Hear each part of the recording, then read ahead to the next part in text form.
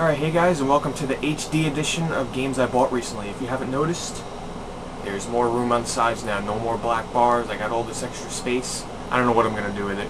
But yeah, if you haven't noticed, I am now recording in HD. That is because I got a new laptop that can actually handle HD, the Gateway FX. And if you guys look, like right about here, you should see a button for HD, which will open up your window.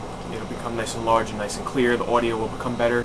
Now obviously this isn't going to be a humongous games I bought recently episode because, heck, if I bought a new laptop, you know I haven't been buying many games, so let me just show you guys some of the recent games I picked up anyway.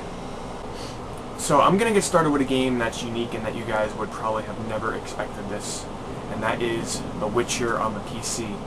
Yes, a PC game. I have bought a new one. So now that I got a computer that can handle awesome games, I decided to pick up a game that is highly reviewed by all critics, and people seem to love this game.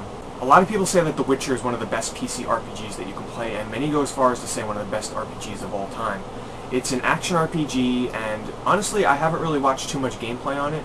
I just heard that it has a really good story. You play as Geralt, and he's a witcher, and from what I understand, he goes around and it's his job to hunt down monsters and slay them, and he kind of does this for bounties and everything like that. I got the enhanced edition, which is really cool because it comes with a couple of little neat extras.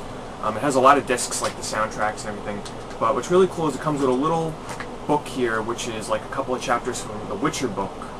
There's books based on The Witcher, which came before the game, and I read a couple of chapters of this. I read this book here, and the story seems really good, so I'm really excited to get into this game. I haven't played it yet. I plan on doing that basically as soon as I'm done uploading this video, test out my computer. And yes, before you guys, try and make me aware of this, I know it's being ported to the Xbox 360, but I had to choose a game that I, knew could kind of push the power of this laptop. I wanted to see what it can do, and I wanted a game that was exclusive to the PC for the time being, one that was supposed to be really good. So I figured The Witcher was the best one to go with, and I'm really happy with this one. Next, I picked up a PSP game, Class of Heroes from Atlas.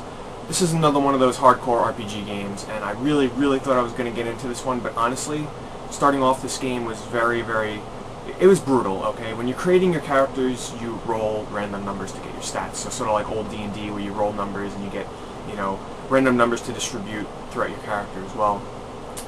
If you roll and you get a low number, you want to get a higher number, obviously. But this game has a very low chance that you'll roll a really high number for your bonus points to allocate to your character as well. I spent a couple of hours trying to do that, to create certain characters with certain stats, and it just got ridiculous. Like, having spent hours just to make characters so that I can play the game really put me off from this game. After a while, I kind of just settled on a couple. They weren't perfect in terms of stats, and I got into the game, and I did some dungeon crawling, and it was hard. Going in, I read that the game does get easier after a couple of hours, but honestly, this game was just a little bit too much for me at the time. But I picked this one up a little while ago, and I haven't played it in a while. The graphics and everything are very 2D. There's very little animation. When you're running around in the dungeons, it is 3D, and the characters are all 2D sprite-based. And they look pretty good for the most part, and there's no music in the dungeons really. It's all sound effects, which is kind of, I don't know what they were thinking with that.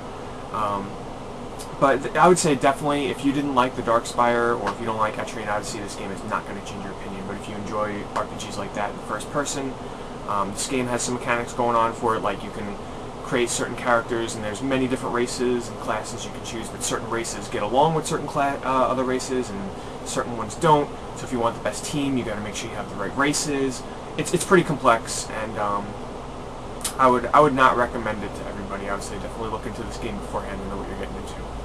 I also picked up Black Sigil, Blade of the Exalted on the DS. This was a very low-profile DS RPG, and it actually has been in development for many years. It's originated as a Game Boy Advance game, but its development went on for so long that it eventually got pushed onto the DS.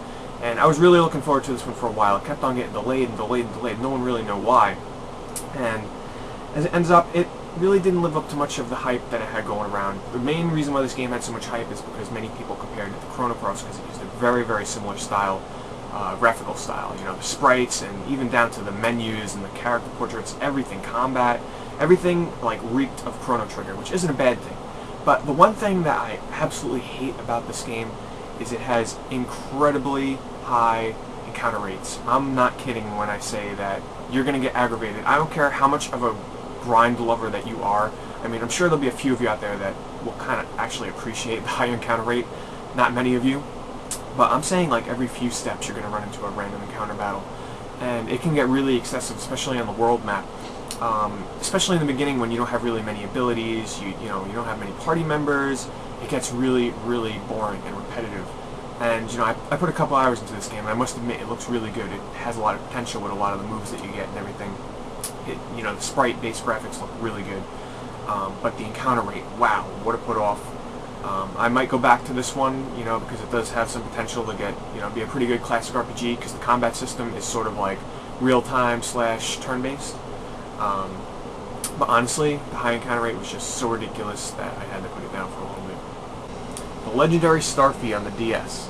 Now, for those of you that weren't aware, this is actually a series that's been out in Japan for a long time now. He's had a lot of Game Boy Advance games. He's had, I believe, 2 on the DS prior to this release.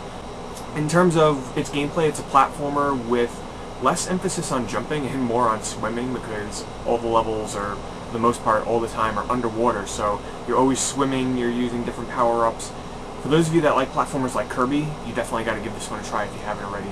You'll definitely like the gameplay because you get to use different power-ups and everything like that. And the graphics are really, really good. The backgrounds are actually done in 3D, and the animations and the characters and everything are all 2D sprites, so it all comes together to make a really nice presentation.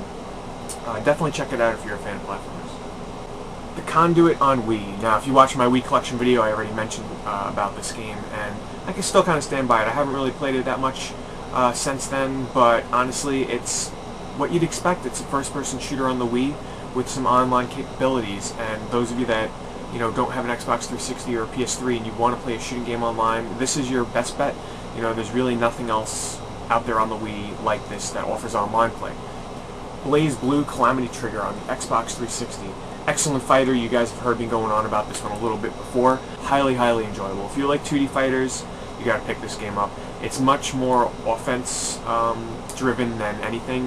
Most of the time you're trying to keep the pressure on your opponents, so you're constantly dashing and attacking. You're never really defending too much. You don't really want to defend. In terms of the graphics and everything, they look amazing. In 1080p HD, wow, the backgrounds and the sprites and everything look really, really good. The online play is seamless. Out of, the couple hundred matches that I've played online, I've only run into a couple where there was actual lag, and that's actually very rare. It works really well online. It has a 6-person lobby system. Let's see, there's 12 characters. They're all very distinct with their own different, moves and move sets. They're very, you'll have a character like Carl Clover, who actually you control 2 characters at once. He has like his sister as a puppet, and you have to try and control 2 characters at once. You also have Arakune, where you have to curse your opponents so that you can throw insects at them. You got Iron Tiger, which is your typical large character who's really, really powerful, slow, can't dash, can't run. You have all the typical character types that you would normally find in a fighting game are all here. And BlazBlue actually is done by the creators of Guilty Gear, so those of you that have played Guilty Gear, you will notice some similarities in terms of the style and everything. But for the most part, it's much more beginner-friendly. You can kind of jump into this game not being a big fighter fan, not wanting to memorize big move lists, and still do extremely well, because the moves for the most part are just a simple joystick input or 2 and a 1-button press, and most of the character specials are all tied to one single button. So pulling off combos and everything it's quite easy, but there's still a hidden depth there for those of you that are into doing huge combos and stringing them all together. In terms of the different modes, there's arcade mode, there's online, and then there's story mode, which is actually really well done as well, because there's all different types. It's sort of like, think of it like a Phoenix Wright game or something, or an adventure game that's very heavily text-driven, where you're choosing different options, and it leads into fights which have different outcomes at the beginning and the ends of the fights dependent upon what you said, and it's all pretty well done. The characters are pretty funny and for the most part well voice acted, so it's a fighting game with actually a pretty well done story mode. I enjoy it quite a lot. Lastly, I also picked up Super Valis 4 on the Super Nintendo. It's published by Atlas, and the reason why I picked this one up is I was browsing eBay, and this game, I was searching eBay for Atlas items, and the box art on this game stood out to me. It's got like a girl warrior fighting like a fire-breathing tiger guy or something.